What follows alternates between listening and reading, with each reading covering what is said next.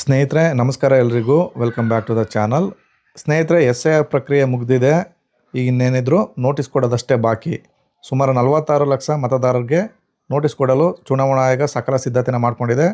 ಏನಕ್ಕೆಂದರೆ ಈ 46 ಲಕ್ಷ ಜನಗಳು ಎನಮ್ರೇಷನ್ ಮಾಡಬೇಕಾದಾಗ ಸರಿಯಾದ ದಾಖಲಾತಿಗಳನ್ನ ಒದಗಿಸಿಲ್ಲ. ಅದರಲ್ಲಿ ತುಂಬ ಜನರು ಡೆತ್ ಆಗಿದ್ದಾರೆ, ಅಂದರೆ ತೀರ್ಕೊಂಡಿದ್ದಾರೆ. ಹಾಗೆಯೇ ತುಂಬ ಜನರು ಆ ಒಂದು ಸ್ಥಳದಲ್ಲಿ ಇಲ್ಲ ಅಂಥವ್ರಿಗೆ ನೋಟಿಸ್ ಕೊಡಲು ಸಕಲ ಸಿದ್ಧತೆನ ಮಾಡ್ಕೊಂಡಿದೆ. ಈ ಒಂದು ಲೀಸ್ಟಲ್ಲಿ ನಿಮ್ಮ ಕುಟುಂಬದ ಸದಸ್ಯರ ಯಾರಾದರೂ ಲೀಸ್ಟ್ ಇದೆಯಾ ಇಲ್ವಾ ಅಂತ ಯಾವ ರೀತಿ ನೀವು ಅನಲೈಸ್ ಮಾಡ್ಕೋಬೇಕು ಅಂತ ಈ ಒಂದು ವಿಡಿಯೋದಲ್ಲಿ ತಿಳಿಸ್ಕೊಡ್ತಿದ್ದೀನಿ. ವಿಡಿಯೋನ ಸ್ಕಿಪ್ ಮಾಡಿದಾಗ ನೋಡಿ. ಸ್ನೇಹಿತರೆ, ಇಲ್ಲಿ ರಾಜ್ಯದಲ್ಲಿ ಸುಮಾರು 5.54 ಕೋಟಿ ಮತದಾರರ ಪೈಕಿ 1.7 ಕೋಟಿಯಷ್ಟು ಮತದಾರರು SSDDO ಆ ಒಂದು ಗುರುತುವಿಕೆ ಮಾಡಿ ಅವನ್ನ ಪೆಂಡಿಂಗಲ್ಲಿ ಇಟ್ಟಿದ್ರು. ಅದರಲ್ಲಿ ಮ್ಯಾಪಿಂಗ್ ಆಗೋದ ಪೈಕಿ 23 ಲಕ್ಷ. ಹಾಗೆಯೇ ದೋಷಪೂರಿತ ಮಾಹಿತಿ, ಉದಾಹರಣೆಗೆ 2002ರ ಮತದಾರರ ಪಟ್ಟಿಯಲ್ಲಿ ತಂದೆ ಹೆಸರು ಬೇರೆ ಇದ್ದು 2026ರ ಮತಪಟ್ಟಿಯಲ್ಲಿ ತಂದೆ ಹೆಸರು ಬೇರೆ ಇದ್ದ ಅಂಥ ಮತದಾರರು 20 ಲಕ್ಷ ಮತದಾರರು, ಒಟ್ಟು 43.80 ಲಕ್ಷ ಮತದಾರರಿಗೆ ನೋಟಿಸ್ ಕೊಡಲು ಸಕಲ ಸಿದ್ಧತೆಯನ್ನು ಮಾಡಿಕೊಂಡಿದೆ. ಸ್ನೇಹಿತರೆ, ಇಲ್ಲಿ ಏನೇನು ರೀಸನ್ಗಳನ್ನ ಕೊಟ್ಟು ನಿಮಗೆ ಈ ಒಂದು ನೋಟಿಸ್ ಕೊಡ್ತಾರೆ ಅಂದರೆ, ನೀವು ನಿಮ್ಮ SIRನಲ್ಲಿ ಪೋಷಕರ ಸಂಪರ್ಕ ಹೊಂದಿದ್ದ ಇನ್ನೊಬ್ಬ ಸಂತತಿಯ ವಯಸ್ಸು ಅಂತರ 9 ತಿಂಗಳಿಗಿಂತ ಕಡಿಮೆ ಇದೆ. ಅಂದರೆ ನಿಮ್ಮ ಅಣ್ಣ ತಮ್ಮದಿರು ಕೂಡ ನಿಮ್ಮ ತಂದೆಯನ್ನೇ SIR ಸಮಯದಲ್ಲಿ ಲಿಂಕ್ ಮಾಡ್ಕೊಂಡಿರ್ತಾರೆ. ನಿಮ್ಮ ಅಣ್ಣ ತಮ್ಮಂದಿರ ನಡುವೆ ನಿಮ್ಮ ವಯಸ್ಸಿನ ಅಂತರ 9 ತಿಂಗಳಿಗಿಂತ ಕಡಿಮೆ ಏನಾದರೂ ಇದ್ದರೆ ಅವ್ರಿಗೆ ನೋಟಿಸ್ ಕೊಡಲು ಸಾಧ್ಯತೆ ಇರುತ್ತೆ. ಹಾಗೆಯೇ ಮತ್ತೊಂದು ಕಾರಣ ಬಂದು, ಹಿಂದಿನ SIR ಸಮಯದಲ್ಲಿ ತಯಾರಿಸಲಾದ ಮತದಾರರ ಪಟ್ಟಿಗಳಲ್ಲಿ ನೀಡಲಾದ ಮತ್ತು ಪ್ರಸ್ತುತ ಮತದಾರರ ಪಟ್ಟಿಯಲ್ಲಿರುವ ನಿಮ್ಮ ತಂದೆಯ ಹೆಸರುಗಳ ನಡುವೆ ಹೊಂದಾಣಿಕೆಯಾಗದ ಕಾರಣ. ಅಂದರೆ ಇದು ಸಿಂಪಲ್ ಇಷ್ಟೇ ಸ್ನೇಹಿತರೆ. 2002ರ ಮತದಾರರ ಪಟ್ಟಿಯಲ್ಲಿ ನಿಮ್ಮ ತಂದೆ ಡೀಟೇಲ್ಸ್ನ ನೀವು ಈ ಒಂದು ಎನಮರೇಷನ್ ಫಾರಮಲ್ಲಿ ಭರ್ತಿ ಮಾಡಿಕೊಟ್ಟಿರ್ತೀರ. ಆವಾಗ ನಿಮ್ಮ ತಂದೆ ಹೆಸರೇ ಬೇರೆ ಇರುತ್ತೆ 2002ರ ಮತದಾರರ ಪಟ್ಟಿಯಲ್ಲಿ. ಈಗ ಪ್ರಸ್ತುತ ಇರ್ತಕ್ಕಂಥ ನಿಮ್ಮ ವೋಟರ್ ಕಾರ್ಡಲ್ಲಿ ನಿಮ್ಮ ತಂದೆ ಹೆಸರೇ ಬೇರೆ ಇರುತ್ತೆ. ಉದಾಹರಣೆಗೆ ರಾಮೇಗೌಡ ಅಂತ ಇರುತ್ತೆ, ಈಗ ರಾಮ ಅಂತ ಇರುತ್ತೆ. ಆ ರೀತಿ ಇದ್ದರೆ ಅದು ಲಿಂಕು ತಗೊಳ್ಳಲ್ಲ. ಆ ರೀತಿ ಇದ್ದರೂ ಕೂಡ ನೋಟಿಸ್ ಬರೋ ಸಾಧ್ಯತೆ ಇರುತ್ತೆ. ಮತ್ತೊಂದು ಕಾರಣ ಬಂದು, ಹಿಂದಿನ SIR ಸಮಯದಲ್ಲಿ ಸಿದ್ಧಪಡಿಸಲಾದ ಮತದಾರರ ಪಟ್ಟಿಯೊಂದಿಗೆ ನಿಮ್ಮ ಲಿಂಕ್ ಮಾಡಲು ಬಯಸಲಾಗುವ ನಿಮ್ಮ ಮತ್ತು ನಿಮ್ಮ ಅಜ್ಜಿಯರ ನಡುವೆ 40 ವರ್ಷಗಳಿಗಿಂತ ಕಡಿಮೆ ಇದ್ದರೆ, ಒಂದು ವೇಳೆ ನಿಮ್ಮ ತಂದೆ ತಾಯಿ ಡೀಟೇಲ್ಸ್ ಸಿಗ್ನಿಲ್ಲ ಅಂದರೆ ನಿಮ್ಮ ಅಜ್ಜಿ ಡೀಟೇಲ್ಸ್ ಹಾಕಿ ಫೆಚ್ ಮಾಡಿರ್ತೀರ.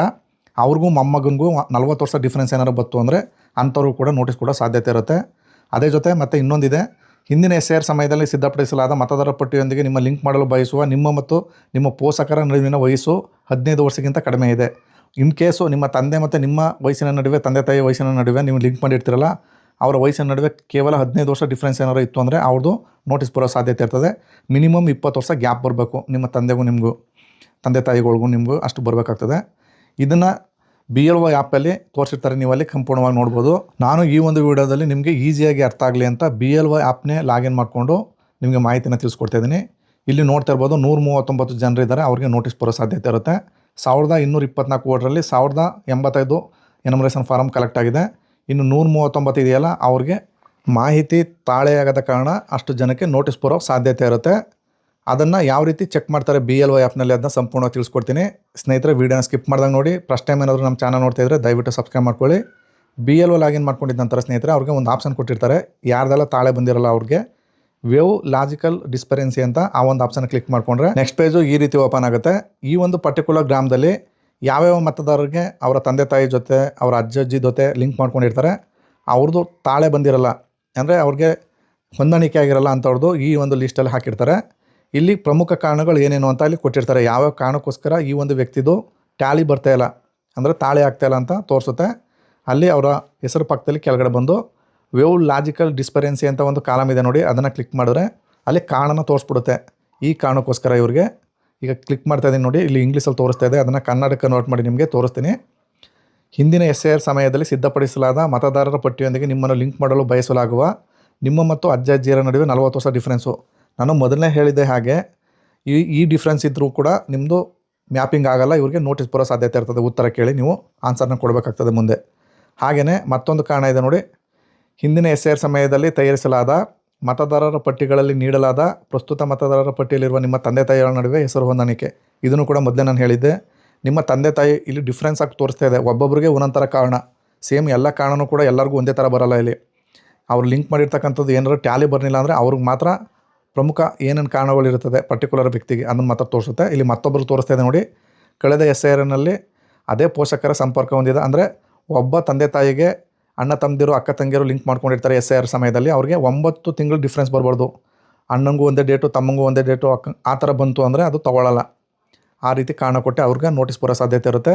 ಹಿಂದಿನ SIR ಸಮಯದಲ್ಲಿ ತಯಾರಿಸಲಾದ ಮತದಾರರ ಪಟ್ಟಿಗಳಲ್ಲಿ ನೀಡಲಾದ ಪ್ರಸ್ತುತ ಮತದಾರರು ಅಂದರೆ ನಿಮ್ಮ ಅದು ಸೇಮು ತಂದೆ ತಾಯಿಗಳದ್ದು ಹೆಸರು ಡಿಫ್ರೆನ್ಸ್ ಆಗಿತ್ತು ಅಂದರೆ ಒಂದು ವೇಳೆ 2002 ಮತಪಟ್ಟಿಯಲ್ಲಿ ಒಂಥರ ಹೆಸರು ಇರುತ್ತೆ, ಈಗಲೇ ಪ್ರಸ್ತುತ ಮತದಾರರಲ್ಲಿ ತಂದೆ ಹೆಸರೇ ಬೇರೆ ಇರುತ್ತೆ.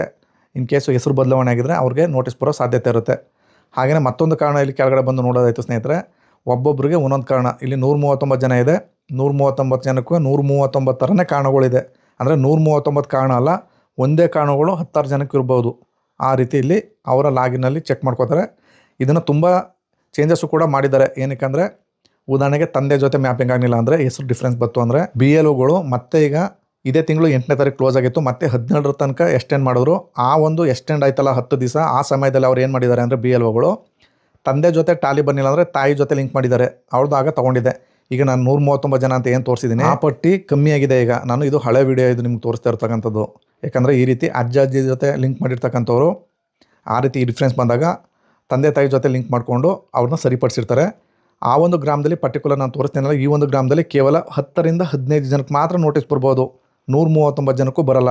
ಆಲ್ರೆಡಿ BLOಗಳು ನಾನು ಮೊದಲೇ ಹೇಳಿದ್ನಲ್ಲ, ಆ ರೀತಿ ತಂದೆ ತಾಯಿ ಜೊತೆ ತೊಗೊಳ್ಳಿಲ್ಲ ಅಂದರೆ ಅಜ್ಜಿ ಜೊತೆ ಲಿಂಕ್ ಮಾಡೋದಾಗಿರ್ಬೋದು, ಇಲ್ಲ ಅಜ್ಜಿ ಜೊತೆ ತೊಗೊಳ್ಳಿಲ್ಲ ಅಂದರೆ ತಂದೆ ತಾಯಿ ಜೊತೆ ಲಿಂಕ್ ಮಾಡೋದಿರ್ಬೋದು. ಆ ಥರ ವೆರಿಫಿಕೇಷನ್ ಮಾಡಿಕೊಂಡು ಪರ್ಟಿಕ್ಯುಲರಾಗಿ ಎಲ್ಲರದ್ದು ಕೂಡ ಮ್ಯಾಪಿಂಗ್ ಮಾಡಿ ಕಂಪ್ಲೀಟ್ ಮಾಡಿದ್ದಾರೆ. ಚುನಾವಣಾ ಆಯೋಗ 10 ದಿವಸ ಎಕ್ಸ್ಟೆಂಡ್ ಕೊಟ್ಟಿತ್ತಲ್ಲ, ಆ ಟೈಮಲ್ಲಿ ಇದೆಲ್ಲ ಬಳಸ್ಕೊಂಡು ಆ ಸಂಖ್ಯೆ 139 ಏನಿತ್ತು ಅದನ್ನು ಕಮ್ಮಿ ಮಾಡ್ಕೊಂಡ್ಬಂದಿದ್ದಾರೆ. ಇದರಲ್ಲಿ ಡೆತ್ ಆಗಿರ್ತಕ್ಕಂಥವ್ರು, ಹಾಗೆಯೇ ಗ್ರಾಮದಿಂದ ಹೋಗಿ ಮತ್ತೊಂದು ಗ್ರಾಮದಲ್ಲಿ ವೋಟರ್ ಲಿಸ್ಟ್ ಹೊಂದಿರ್ತಕ್ಕಂಥವ್ರು, ಮತ್ತು ಎನಿಮರೇಷನ್ ಫಾರಮ್ನ ಅದೇ ಗ್ರಾಮದಲ್ಲಿ ಬರ್ಕೊಟ್ಟಿದ್ರೆ ಇಲ್ಲಿ ಎಕ್ಸ್ಟ್ರಾ ವೋಟ್ ಇರುತ್ತಲ್ಲ ಅದು ಕೂಡ ಡಿಲೀಟ್ ಆಗುತ್ತೆ. ಈ ರೀತಿಯಾಗಿ ಸ್ನೇಹಿತರೆ ನಿಮಗೆ ಬರ್ತಕ್ಕಂಥ ನೋಟಿಸು ಈ ರೀತಿ ಕಾರಣಗಳಿಂದಾಗಿ ಬರ್ಬೋದು. ಇನ್ ಕೇಸು ಆ ರೀತಿ ಕಾರಣ ಬಂದಾಗ ಯಾವ ರೀತಿ ಅದನ್ನು ನಿಭಾಯಿಸಬೇಕು ಅಂತ ನಾನು ಮತ್ತೆ ವೀಡಿಯೋ ಮಾಡಿ ನಿಮ್ಗೆ ತಿಳಿಸ್ಕೊಡ್ತೀನಿ. ಯಾರೆಲ್ಲ ನಮ್ಮ ಚಾನಲ್ನ ಸಬ್ಸ್ಕ್ರೈಬ್ ಮಾಡ್ಕೊಂಡಿಲ್ಲ ದಯವಿಟ್ಟು ಸಬ್ಸ್ಕ್ರೈಬ್ ಮಾಡ್ಕೊಳ್ಳಿ. ಸ್ನೇಹಿತರೆ, ಇದೇ ತಿಂಗಳು 24ನೇ ತಾರೀಕು ಅಂತಿಮವಾಗಿ ಕರಡು ಪ್ರತಿ ಬಿಡುಗಡೆ ಆಗುತ್ತೆ. ಆ ಒಂದು ಪಟ್ಟಿಯಲ್ಲಿ ಹೆಸರಿದ್ದವರೇ ಅಂತಿಮ ಆಗ್ತಾರೆ. ಆ ಒಂದು ಪಟ್ಟಿ ಬಿಡುಗಡೆ ಆದಾಗ ನಿಮಗೆ ಮಾಹಿತಿನ ತಿಳಿಸ್ಕೊಡ್ತೀನಿ. ಸಬ್ಸ್ಕ್ರೈಬ್ ಮಾಡಿ ಇಟ್ಕೊಂಡಿರಿ ನಮ್ಮ ಚಾನಲ್ನ. ಇಷ್ಟು ಹೇಳಿ ಈ ಒಂದು ವಿಡಿಯೋನ ಇಲ್ಲಿಗೆ ಮುಗಿಸ್ತಾ ಇದ್ದೀನಿ. ಎಲ್ರಿಗೂ ನಮಸ್ಕಾರ.